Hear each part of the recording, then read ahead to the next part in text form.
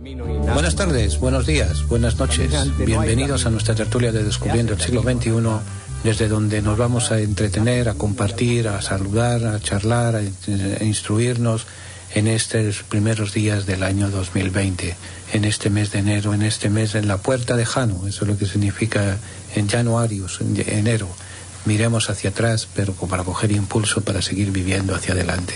Desde Nueva York, la capital del mundo, para todos ustedes, con cariño, nuestra tertulia de Descubriendo el siglo XXI.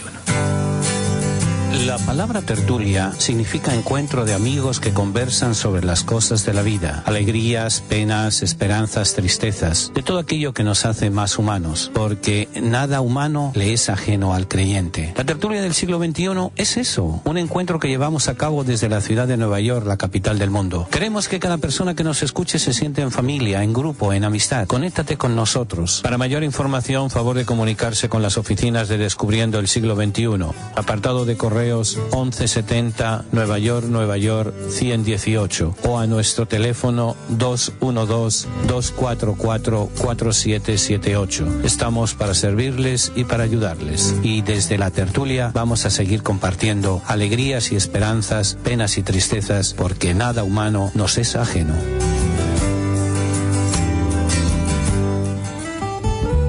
Tiene ya su Biblia, la colección de libros que han marcado la historia de la humanidad en los últimos 25 siglos. Si aún no posee una Biblia, nosotros podemos ofrecérsela a un precio módico, tanto en inglés como en español, o incluso bilingüe. Para precios y ediciones, favor de llamar a Descubriendo el siglo XXI, 212-244-4778, 212-244-4778, o visite nuestra página de internet www.descubriendoelsiglo21.com, sección de tienda.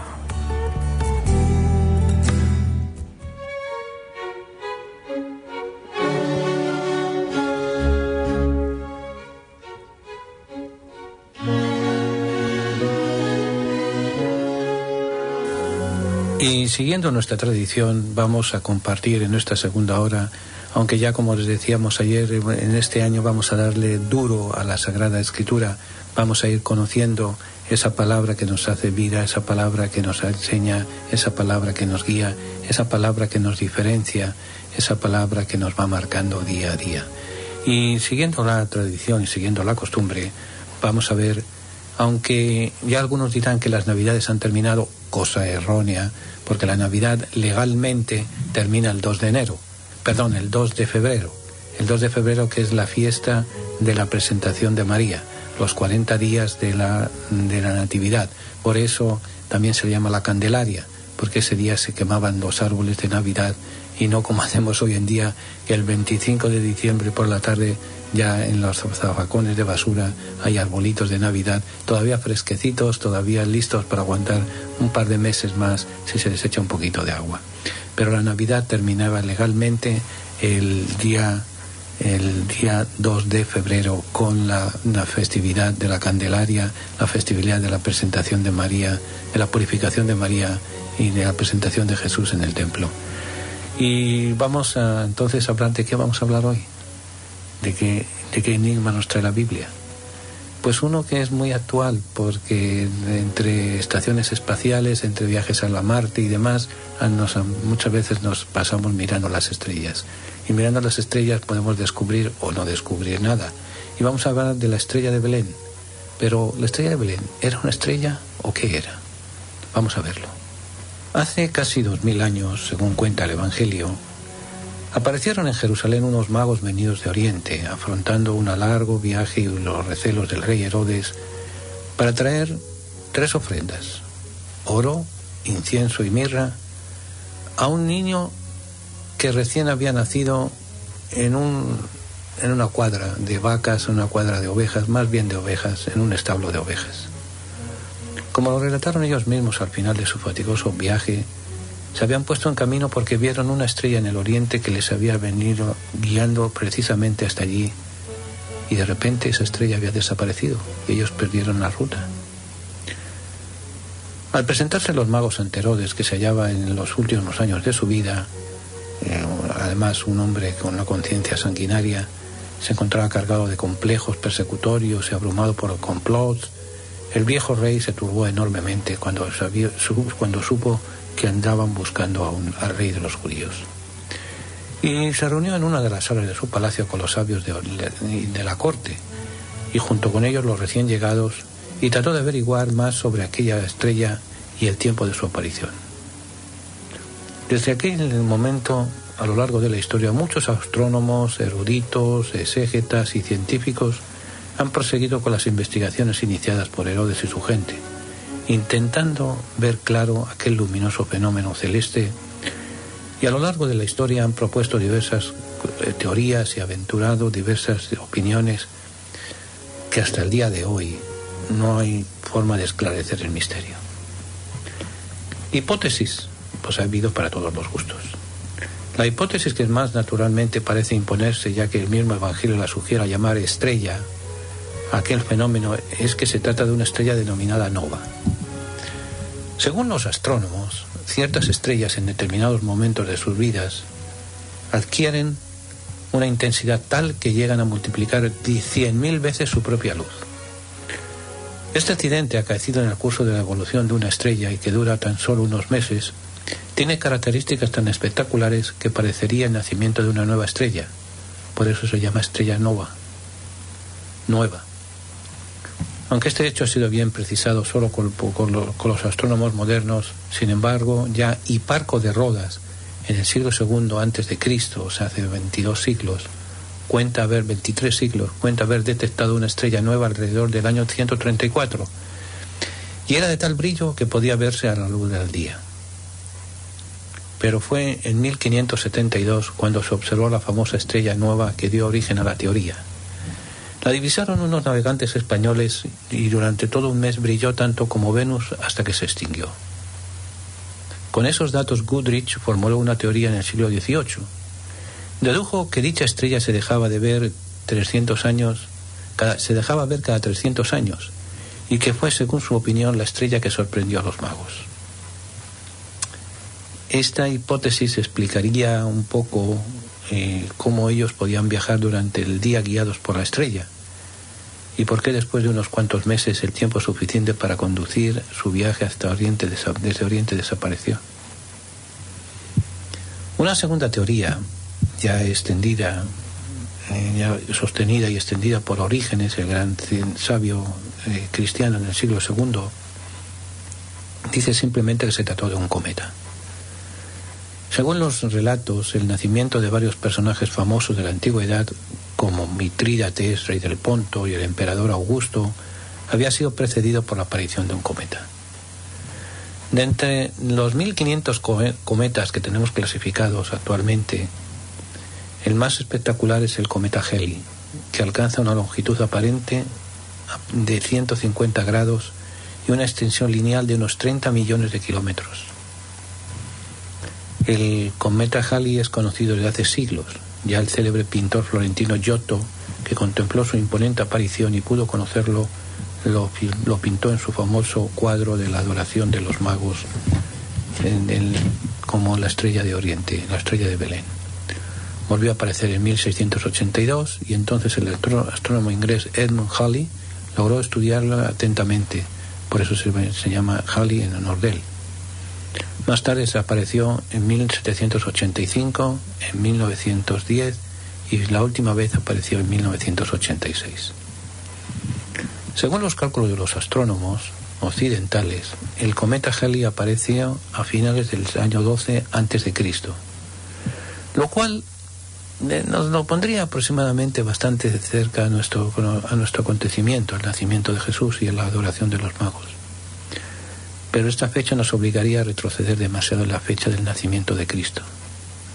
Además, hay otro dato en su contra, y es que según las creencias populares antiguas, la aparición de un cometa presagiaba acontecimientos nefastos, terremotos, sequía, guerra o peste.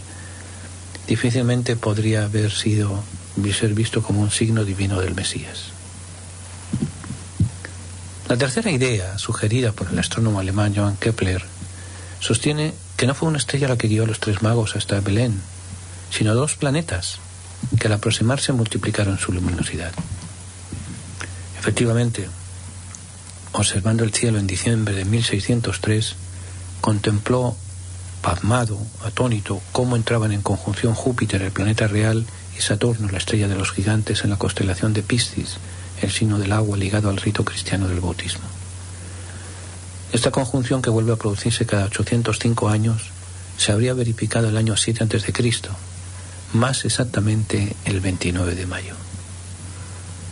Por lo general, no es posible observar a simple vista una conjunción de planetas. Sin embargo, la del año 7 a.C. fue visible, y en el cielo de Palestina ambos astros habrían aparecido como uno solo muy luminoso, algo insólito para el ojo humano.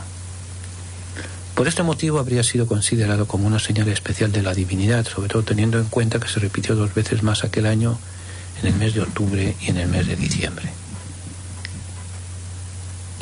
Y como hoy sabemos que Jesús no nació el año 1, como antes se creía, sino alrededor del año 7 a.C., este fenómeno celeste coincidiría perfectamente con la fecha más probable del nacimiento del Salvador. Eso va a convertir a esta hipótesis en la más aceptada entre los que interpretan literalmente el relato evangélico. Pero si ahora prestamos atención a lo que dice San Mateo en su Evangelio, nos daremos cuenta de que todo esfuerzo por tomar históricamente el relato de la estrella y tratar de identificarla con una nova, no un cometa, un meteorito o cualquier otro fenómeno astronómico, lamentablemente nos lleva por un camino equivocado. Para ello, basta analizar un instante las particularidades del relato, Mateo 2, versos 1 al 12, para comprender que la descripción de la estrella contradice la realidad del mundo planetario y estelar. En efecto, el curso aparente de los astros en el cielo, según nuestra posición desde la Tierra, es de oriente a occidente. Ahora bien, si llegaron realmente a Palestina unos magos de oriente guiados por una estrella, tuvieron que venir o por el norte, siguiendo la media luna fértil, o por el sur, a través de la zona llamada Arabá. Los biblistas más bien se inclinan por esta última ruta, pues piensan que los magos procedían de la región de Arabia. ¿Pudo entonces una estrella hacer el trayecto, un recorrido del sur a norte? Pero hay más. Dice el Evangelio que una vez llegados a Jerusalén, la estrella continuó guiándolos hasta Belén, ciudad que se encuentra a 8 kilómetros al sur. Mateo capítulo 2, verso 9. ¿Qué extraño cuerpo celeste es este que viaja primero del sur a norte y luego de norte a sur? Los astros no pueden estar zigzagueando por el cielo. Además, ninguna crónica histórica de la época registra un episodio con estas características. ¿Qué fue? Veremos más adelante.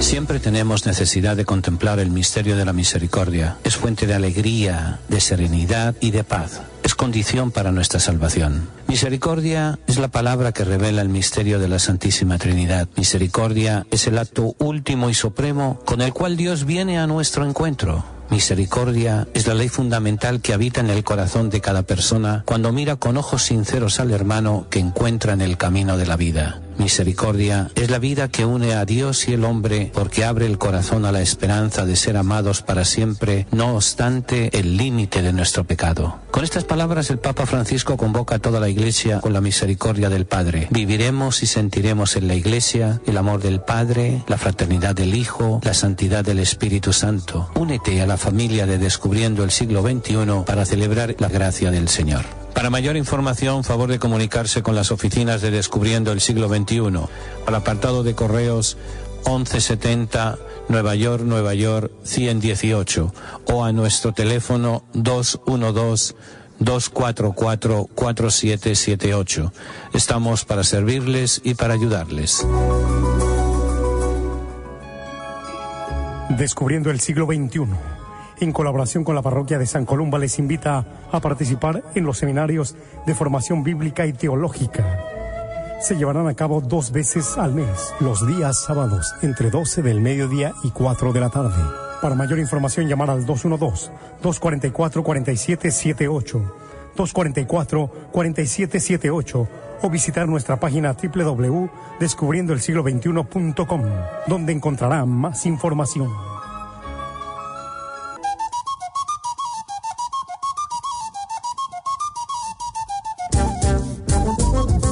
Continuamos nuestra tertulia y quiero hacer una salvedad, ya que ayer no los cité, pero lo tenemos en el corazón, por nuestros hermanos puertorriqueños, que les ha temblado la tierra y les ha traído recuerdos realmente tristes y realmente difíciles. Pero si hay una cosa que caracteriza al puertorriqueño es que se levanta a pesar de las adversidades. Aquí solemos decir, despierta boricua, defiende lo tuyo. Ahora hay que decirle, despierta, que vas a defender tu tierra, vas a defender tu isla, vas a defender tu casa común, la casa común de todos. Desde Nueva York, de los que hacemos la tertulia, tenemos en el corazón al pueblo puertorriqueño que en estos momentos se encuentra no dejado de la mano de Dios y de los hombres, porque el Señor nunca nos abandona, y máxime a los puertorriqueños que tienen a María, la Madre de la Providencia. Se las hace pasar difíciles, pero ánimo, que por muy larga que sea la noche, siempre amanece. Nuestro corazón, nuestro sentimiento, nuestro amor y nuestro cariño con todo el pueblo puertorriqueño, que una vez más se ha visto afectado por las inclemencias de la naturaleza, pero no se ha visto dejado de la mano de Dios y de los hombres. Cuentan con nosotros en lo que podamos ayudarles, sobre todo con nuestra oración, nuestro cariño y nuestro respeto. Y volviendo a las estrellitas, de los Reyes Magos. Más adelante sigue relatando que la estrella que iba por delante de los magos llegó a destino y se detuvo en el lugar exacto donde se encontraba el niño Jesús. Nos lo recuerda Mateo, capítulo 2, verso 9. ¿Puede una estrella desplegar semejante acrobacia y detenerse en un punto exacto? Ya San Juan Crisóstomo en el siglo IV lo ponía en duda. Pero si aún así alguien quisiera a toda costa salvar la realidad de la estrella, diciendo que se trata de un milagro hecho por Dios, que como todopoderoso puede hacer de un astro atrás en el cielo la órbita que le parezca bien, entonces tendrá que explicar una última dificultad. Y es que la estrella comete un terrible error. En vez de guiar a los magos directamente hacia Belén, los conduce a Jerusalén. Sin tal error, Herodes no se habría enterado del nacimiento de Jesús y se habría evitado todo el drama de la muerte de los inocentes. Pregunta: ¿puede un signo guiado por Dios cometer tan macabro desliz, tan macabro error? ¿Realmente pensaba Mateo en una estrella del cielo cuando escribía estas cosas? Si la estrella del relato no era un fenómeno celeste, entonces es un símbolo, y por tanto como símbolo debe de tener un significado. Esto hace que los autores modernos se pregunten: ¿cuál es el sentido que tiene la estrella en el relato de Mateo? Hoy los expertos bíblicos sostienen que en realidad Mateo compuso este pasaje para exponer aquí la tesis de la universalidad de la salvación. De este modo, cada elemento de la narración simbolizaría una realidad distinta. Los magos representan a los paganos, Herodes a los judíos y la estrella a la fe. Mateo de esta manera pretende explicar que Jesús, una vez nacido en Belén como un niño judío y para salvar a los judíos, quiso brindar también al paganismo ya desde la cuna la posibilidad de un encuentro, para lo cual envió la luz de la fe, la estrella, cuya misión es guiar a los gentiles, los magos, hasta el lugar donde se encuentra el Salvador Jesús. Pero Mateo es consciente de que el pueblo judío es el pueblo elegido y que tiene un privilegio por encima de todas las demás naciones. Por ello la estrella, que significa la fe, no puede guiar a los magos al paganismo directamente a Jesús. El judaísmo conservaba su posición de privilegio y solo por intermedio de ellos era posible llegar hasta el Salvador. Es por eso que en el relato la estrella no guía a los magos a Belén, sino a Jerusalén, para que sea Herodes, el judaísmo, quien los lleve hasta Jesús. La estrella, pues, no parece equivocándose, sino cumpliendo su cometido, llevando a los paganos a confrontar sus inquietudes con los judíos. Complicado, ni tanto. Pero el judaísmo, simbolizado en Herodes, rechazó a Jesús. Entonces el camino queda libre para que los paganos puedan ir guiados por la estrella, que significa la fe, hasta el lugar mismo donde se encuentra el Salvador. Todo privilegio tiene su correspondiente obligación, y el evangelista recuerda que Israel estaba mucho más constreñida a recibir al Mesías. Tenía derecho, tenía las luces necesarias para descubrir en el niño Jesús Incluso su nacimiento en Belén proclamaba a los cuatro vientos que el reino mesiánico había llegado. Pero el relato de los magos nos enseña cómo el judaísmo renuncia voluntariamente a su posición singular. No quiere ir al encuentro del Mesías, lo rechaza. Más aún, lo considera un usurpador y un peligro. Y rehusando conducir al mundo gentil hasta donde se encontraba Jesús, renuncia voluntariamente a los privilegios que le otorgaba su situación de pueblo elegido. Y es entonces, solo entonces, cuando al paganismo se le abren las puertas para acercarse directamente a Jesús. Ya no precisa llevar al Salvador a través del judaísmo. El antiguo pueblo cede paso a uno nuevo. Mateo, al narrar este episodio de la estrella, está contando algo que en realidad sucedió después de la resurrección de Cristo. La mayor parte de los judíos rechazó a Jesús, hasta tal punto que en tiempo de Mateo las autoridades judías eran contrarias a los cristianos, los perseguían, los encarcelaban. En cambio, los paganos, los no judíos, aceptaron la nueva fe y se volcaron en manos de las comunidades cristianas. Mateo entonces, frente a este fenómeno, hizo retroceder hasta el nacimiento de Jesús la llegada de los paganos, y cuenta como si ya con su nacimiento el Mesías se hubieran abierto las puertas del cristianismo a todos los pueblos gentiles. La estrella de los magos que nos aparece en el relato de Mateo no es pues ningún fenómeno celeste que haya aparecido realmente en el firmamento, sino el símbolo de la fe que brilla en las tinieblas del pecado cuando el Salvador aparece en el mundo. Mateo presenta así una tesis nueva. Jesús, aun siendo judío y descendiente de David, es un Mesías con fuerza para ahuyentar del mundo entero las tinieblas del pecado, por más lejanos que se encuentre el hombre y en el desierto que sea. Para ello, éste debe cumplir un solo requisito: dejarse guiar por la luz de la fe. Los escribas y los fariseos y los sumos sacerdotes, reunidos con Herodes y por él, al analizar la Biblia para averiguar sobre la estrella, habrían encontrado seguramente no menos de 465 profecías sobre el Mesías y más de 550 alusiones a él en las Escrituras. Y hasta le indicaron el lugar a Herodes exacto donde podían encontrar al Salvador, al verdadero rey de los judíos. Sin embargo, ninguno se puso en movimiento en búsqueda de Jesús. Los magos, en cambio, nos dejaron el ejemplo de quien está en actitud de búsqueda ante Dios. En nuestra vida suelen suceder hechos cargados de sentido que reclaman nuestra atención. Ciertamente, si uno no se pone a investigar a ver qué quiere decirnos Dios, vive más tranquilo, no se cuestiona, no se hace problemas, pero tampoco avanza. Se mueve en un horizonte estrecho, mezquino, sin dimensiones, y se priva de lo que le ofrece su capacidad para progresar. Los magos, sin embargo, estaban a la espera, aguardaban, y cuando apareció algo en su cielo, comprendieron que era el signo. No dudaron, no se dejaron enredar con falsas hipótesis. Hicieron una larga caminata cargando el deseo de cumplir la voluntad de Dios y de seguir adelante pese a todos los sacrificios que tal decisión implicaba. En la vida hay que seguir una estrella, un ideal, un proyecto de vida, un modelo de santidad. Esa es la estrella que brilla para nosotros en nuestro cielo azul, y es la que hay que seguirla a pesar de todos los sacrificios que impone. Jesús nos espera al final. Para reflexionar nos vendría bien: ¿es aceptable la interpretación de la estrella de Belén como un fenómeno de tipo astronómico? Cuando los magos vieron un signo celeste extraño, consultaron a la corte de Herodes, es decir, a aquellos que conocían a Dios, la palabra de Dios. Nosotros, cuando tenemos dudas, cuando tenemos situaciones extrañas en nuestra vida, ¿a quién consultamos para que nos dé claridad?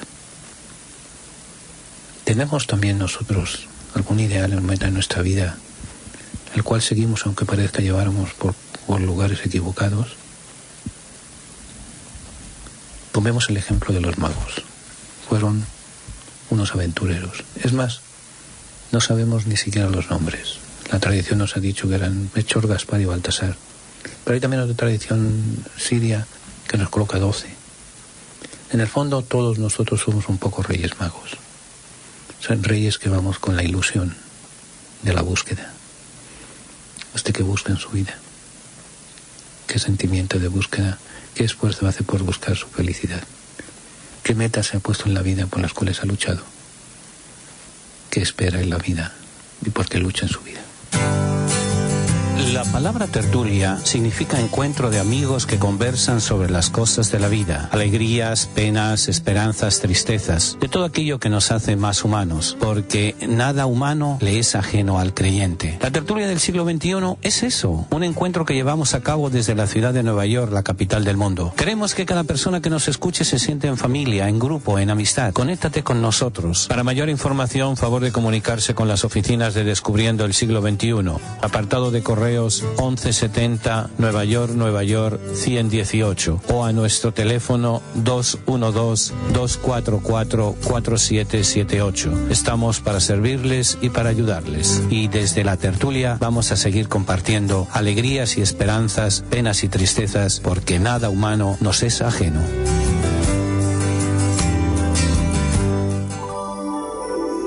Padre nuestro que estás en las flores, en el canto de los pájaros, en el corazón latiendo, que estás en el amor, la compasión, la paciencia y en el gesto del perdón.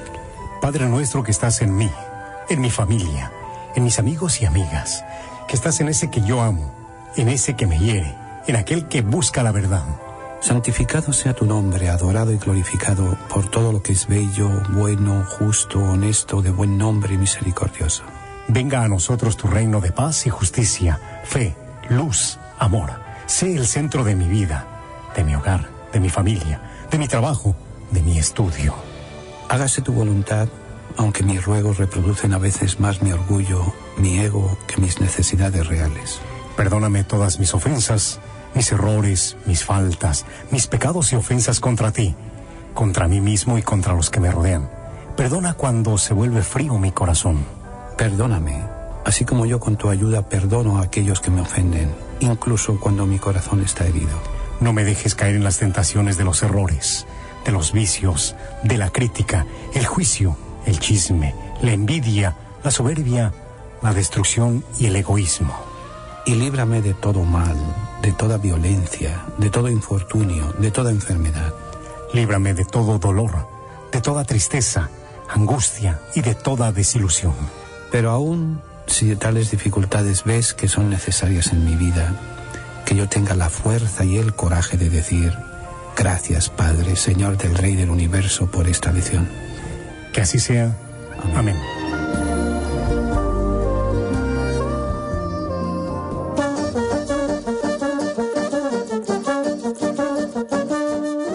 Continuamos y cambiamos de tercio. Seguimos en el mundo bíblico, pero vamos a continuar con lo que decíamos ayer en torno a las religiones orientales sin libros, con miles de libros sagrados, sin libros canónicos. Vamos a decir canónicos aquellos que tienen una norma, cómo deben de ser escritos, qué significan en las escrituras, cómo se interpretan, etcétera, etcétera, etcétera. En el tiempo antiguo, estamos hablando del año 1500 al año 700 antes de Cristo, había tres grandes bloques religiosos en la humanidad. Eran el hinduismo. Los invasores arios entraron en la India con sus Vedas sánscritos sagrados de guerreros y brahmanes dedicados a los dioses. Hay cuatro principales. Rigveda, himnos de alabanza recitados en voz alta y oraciones litúrgicas de sacerdotes para los sacrificios. Samaveda, cantos para las celebraciones del Soma, bebida sagrada vinculada al ser humano con el todo sagrado. Y Yajurveda, estos rituales para los sacrificios del fuego, poder que unifica, crea, destruye, recrea el universo. Y en cuarto lugar, los Atharvaveda, conocimientos sacrales que vinculan todo lo que existe. Entonces, el hinduismo, en la zona en torno al río Ganges, en torno a la India. Ahí es donde van a surgir los primeros colecciones de himnos, colecciones de relaciones con la divinidad, pero desde el interior de la persona, no desde el exterior de las cosas. En China se van a desarrollar en este tiempo las religiones autóctonas. Religiones autóctonas, pero con un signo cósmico, un signo del universo, con numerosos dioses que representan los poderes de la naturaleza y de la vida. No se han conservado recopilaciones de himnos y textos semejantes a los Vedas de la India. Ahora, entre lo distintivo de esta religión, destacan primero el culto al cielo sagrado. Es un signo jerárquico de la armonía y de la unidad cósmica. Y segundo, el culto a los antepasados, que lleva al origen sagrado de la vida. Las tablillas con los nombres de estos antepasados son su primera, podríamos llamarle, Biblia. Hasta el día de hoy, se lo puedo decir con cierto conocimiento de causa, después de haber visitado más de 15 veces la China. El culto a la naturaleza, el culto al cielo sagrado, signo jerárquico de la armonía y de la unidad cósmica. Es allí el conocimiento de las estrellas. Por eso hubo un misionero cristiano, un misionero católico, el padre Matteo Ricci, que supo ganarse el respeto de la comunidad china, porque se dedicó a estudiar como ellos y a enseñarles astronomía. El cielo era el punto álgido, el punto de encuentro con la divinidad y el punto de encuentro con la persona. Luego después el culto a los antepasados.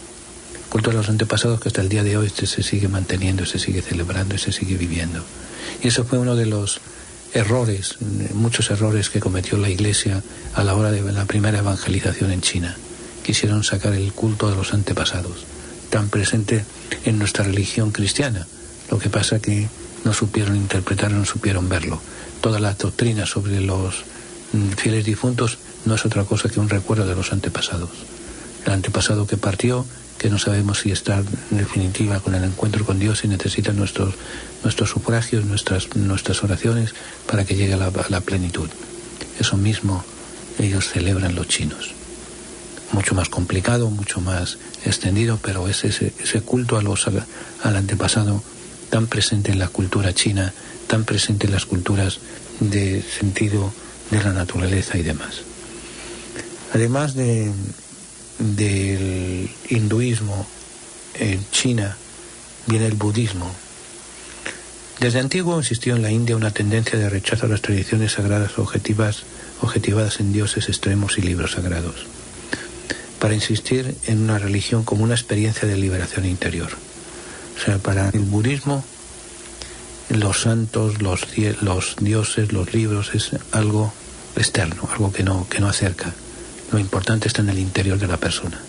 Lo importante es el conocimiento de la persona, del alma de la persona.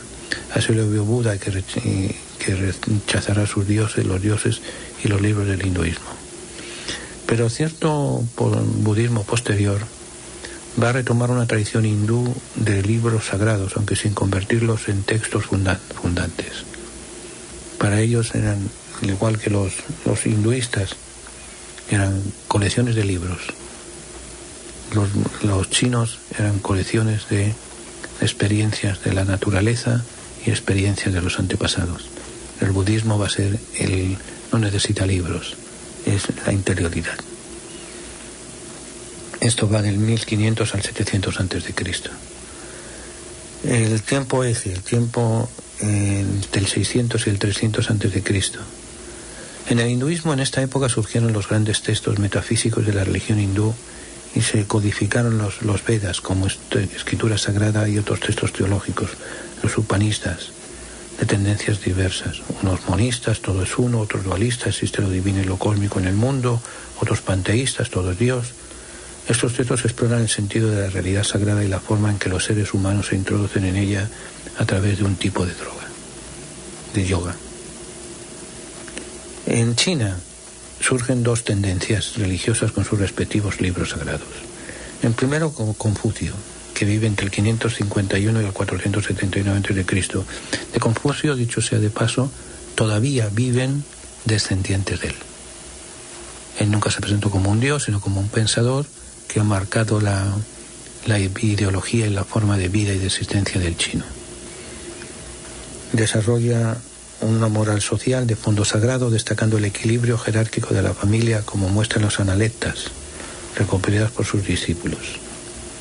O sea, Confucio es el gran padre de la filosofía conductista china, con sus libros analetas, y el eje para Confucio de la vida reside en la familia. La familia grande, la familia extendida, la familia respetada, la familia que se prolonga en los antepasados. Después del confucianismo, el taoísmo, vinculado a Lao Tse en el siglo V y VI a.C., y recopilado en el libro sagrado del Tao, expone una metafísica sagrada de tipo dualista. Él llega a decir una serie de cosas que no tienen contradicción con el cristianismo. No vamos a extendernos aquí, simplemente estoy dando esta idea para ver cómo el ser humano a lo largo de la historia ha tratado de acercarse a Dios, ha tratado de acercarse a través de la naturaleza, ha tratado de acercarse a Dios a través del interior, ha tratado de acercarse a Dios recordando su palabra y su ejemplo a través de las escrituras, su palabra que nos va guiando y nos va acercando a Él cada día más. El budismo, entre los siglos V y VI, nos va a ofrecer todo un camino, un movimiento religioso centrado en 4 verdades, sin necesidad de libros. Primero, todo es dolor en la vida de los seres humanos, el sufrimiento como parte de la existencia humana. Segundo, el dolor nace del deseo del ser humano sin luz. Tercero, se debe negar el deseo. Cuarto, Buda ofrece un camino de superación del deseo. O sea, dicho en otras palabras, el budismo hay 4 verdades sin necesidad de libros. ¿Quién nos da estas verdades? La experiencia. Primero, todo es dolor en la vida. La vida de los seres humanos está marcada por el dolor. Cuando nacemos gritando. Cuando morimos gritando muchas veces también. El dolor, el sufrimiento, el crecimiento marca la vida del humano. El dolor, ¿de dónde viene ese dolor? Ese dolor nace del deseo del ser humano sin luz. Entonces, ahora hay que negar ese deseo. O sea, el dolor lo tiene el hombre porque se lo busca. Como decimos vulgarmente, tú te lo buscaste. Entonces hay que negar ese dolor. Es una de las premisas del budismo. ¿Y quién ofrece ese camino de superación? Buda. Buda es el que ofrece la paciencia, la forma de librarnos de ese dolor y de esa situación. El tiempo actual es el tiempo antiguo, del 1500 al 700, el tiempo del eje del 600 al 300 a.C., el tiempo actual a partir del año 200 a.C. El hinduismo surge de la religión Bhakti, que acepta la tradición anterior, pero trata de superar la violencia sacrificial de los brahmanes y la mística de inmersión sacral de los Upanishads. Se plasmó de un modo especial en la Bhagavad, texto incluido del Mahabharata, y produjo además otros textos sagrados, aunque no tienen valor universal como los Vedas. En esta época es la época en que el budismo entra oficialmente en China y pasó a Corea y Japón. De esta manera surgió en China una simbiosis de 3 religiones: confucianismo, plano social; taoísmo, plano metafísico; y budismo, plano moral. O sea, la mixtura, la combinación de esos 3 grandes movimientos, la moral, la metafísica y la social, son los que van a dar la mentalidad china por excelencia, que sigue dominando en gran parte de Oriente con sus diferentes textos sagrados de tipo confucianista y de tipo taoísta. El budismo, ninguno es oficial, pero se habla de 3 cánones: primero el canon Pali del siglo II y I a.C., segundo el canon chino y tercero el canon tibetano, que es la base del Bhagavad. Estos 3, esta visión así de conjunto que les he dado así muy por encimita, muy a vista de dron, no de Trump, sino de dron, esos aparatitos que vuelan sin ser aviones y sin ser pájaros, teledirigidos y que sacan fotos y que nos dan una visión muchas veces muy romántica, muy idílica, pero muy catastrófica muchas veces ella. Esta visión a vista de dron, estos grandes movimientos religiosos. Recuerden, creo que no sé si lo dije en el programa anterior, recuerden que las grandes culturas han nacido en torno a grandes ríos. La cultura egipcia y mediterránea en torno al Nilo, la cultura mesopotámica en torno a los semitas, la cultura china en torno al río Amarillo, la cultura india en torno al río Ganges. En torno a ellos han ido conjuntando tres grandes movimientos: el budismo, el hinduismo y el confucianismo y taoísmo en China. Han ido, en principio, negando la existencia de libros. No hay plasmada su pertenencia a la religión en base a un libro, en base a una doctrina importante puesta por escrito. Ha habido libros, ha habido poesías, ha habido una serie de cosas, pero más que nada ha sido la reflexión personal. La reflexión personal y la relación social con los demás. No va a haber esa incidencia librera, pues es que sirve la palabra, como va a ocurrir en las religiones proféticas, que van a plasmar en una serie de escritos las formas de conducta, las formas de actuación de cada uno y de cada persona, y que va a cambiar completamente el mundo, y nos va a cambiar a nosotros también nuestra búsqueda, nuestra aceptación de Dios, nuestra aceptación de las circunstancias en las cuales estamos viviendo cada momento. Tiene ya su Biblia, la colección de libros que han marcado la historia de la humanidad en los últimos 25 siglos. Si aún no posee una Biblia, nosotros podemos ofrecérsela a un precio módico, tanto en inglés como en español, o incluso bilingüe. Para precios y ediciones, favor de llamar a Descubriendo el Siglo XXI, 212-244-4778, 212-244-4778, o visite nuestra página de internet www.descubriendoelsiglo21.com, sección de tienda. Continuamos nuestra tertulia y continuamos ahora en las religiones proféticas, una historia de libros sagrados. Los movimientos religiosos que hemos visto anteriormente, les digo, abuelo de pájaro, abuelo de dron, eran religiones en las cuales el libro era secundario. En estas dos religiones, las religiones proféticas van a tener una importancia mucho mayor. Hemos comparado la Biblia judeocristiana con las religiones orientales, hemos dicho anteriormente. Sobre todo en el mundo oriental, en el mundo antiguo, hay una infinidad de religiones. Casi podríamos decir lo que decían los latinos: tot capite, tot sententia. Tantas cabezas, tantas opiniones, tantas cabezas, tantas religiones. Pero hay tres grandes grupos: el budismo, el hinduismo y el taoísmo, que van buscando el bienestar del hombre, el bienestar de la humanidad, desde unas perspectivas totalmente distintas, totalmente diversas. Pero es preciso insistir en el hecho de que la religión bíblica forma parte de las religiones proféticas, con libro, con todo lo que ello implica de valor y riesgo. ¿Qué es lo que implica esto, que la Biblia tenga ese valor profético? Solo las religiones proféticas, judaísmo, cristianismo e islam del Oriente Próximo, han tenido y tienen una Biblia estricta que recoge la revelación de Dios y define la vida de sus fieles. Solo ellas pueden afirmar, como expresa el credo cristiano, que el Espíritu Santo habló por los profetas y por los escritores de libros sagrados.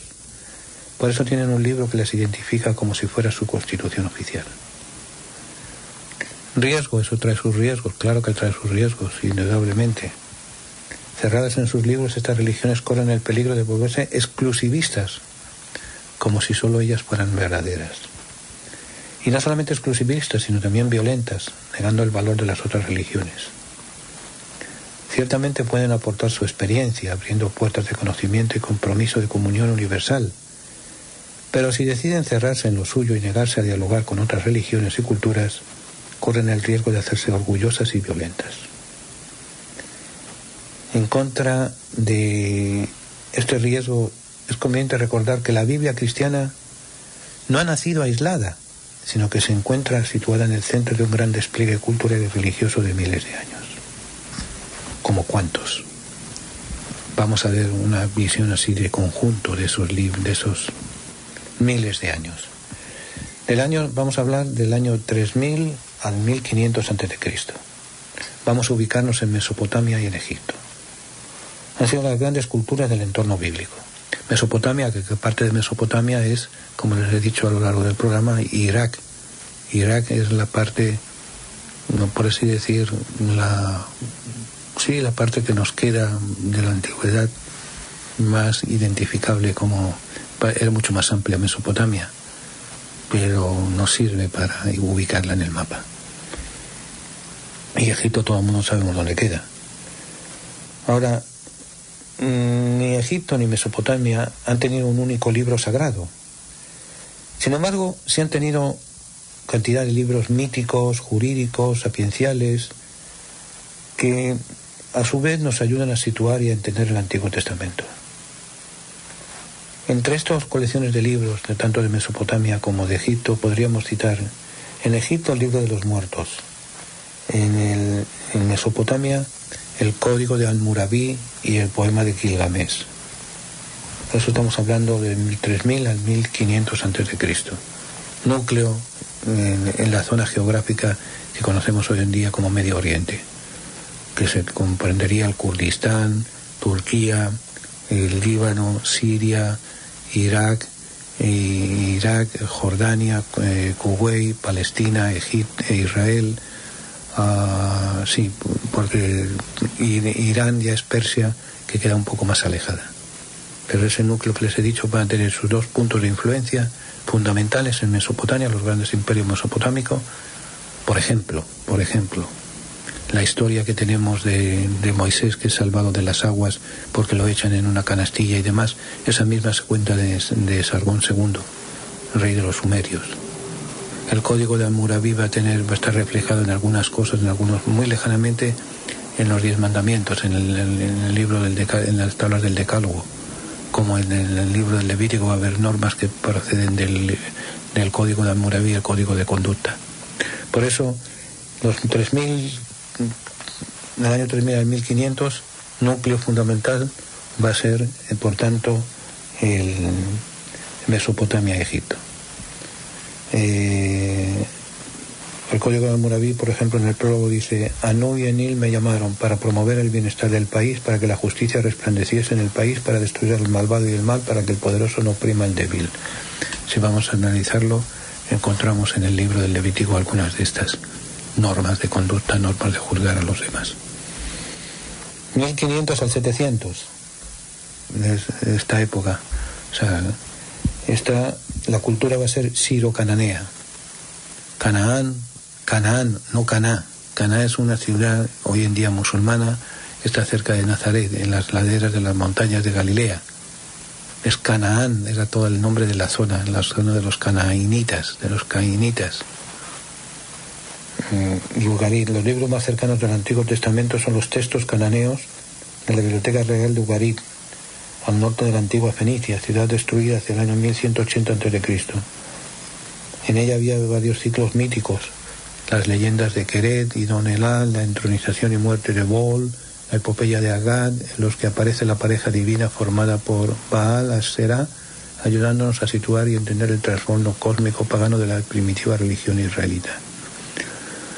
Los textos ofrecen el mejor testimonio de lo que podríamos llamar la Biblia fenicia, de la que se extinguirá y surgirá la israelita.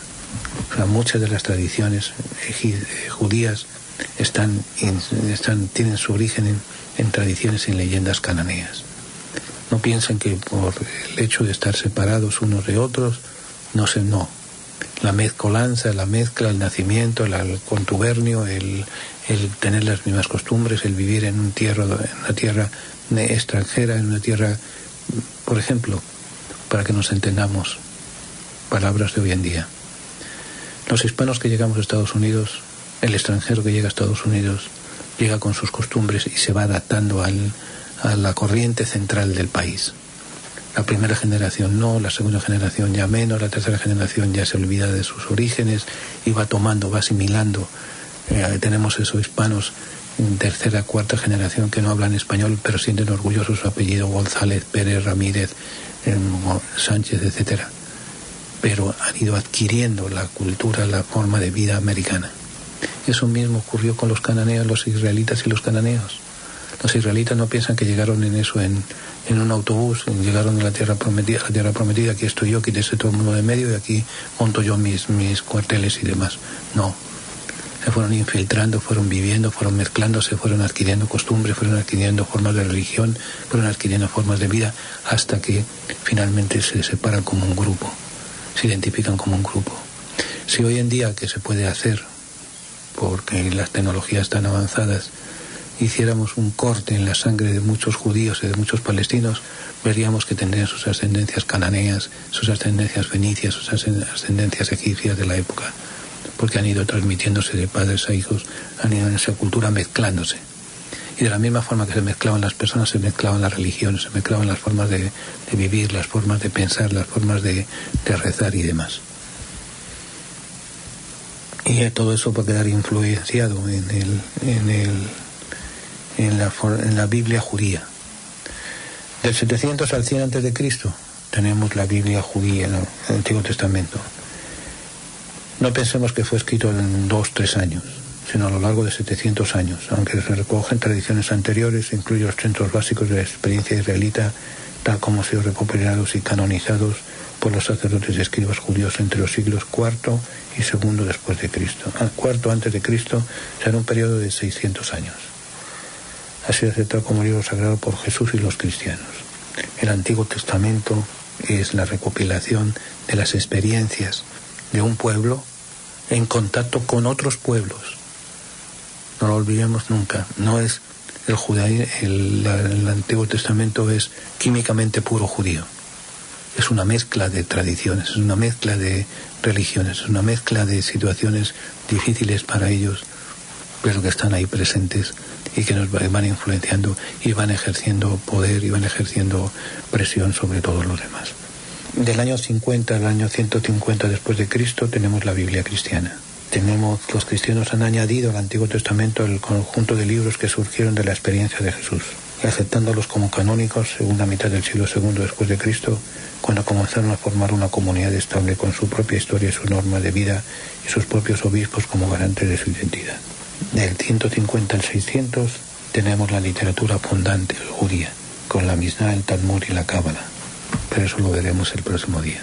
Nos quedan pocos minutos para concluir nuestra tertulia. Simplemente les recuerdo que tenemos una obligación muy importante como creyentes, y es conocer, dar sentido de nuestra fe. San Pedro en una de sus cartas nos lo recuerda, que sepamos dar razón de nuestra creencia.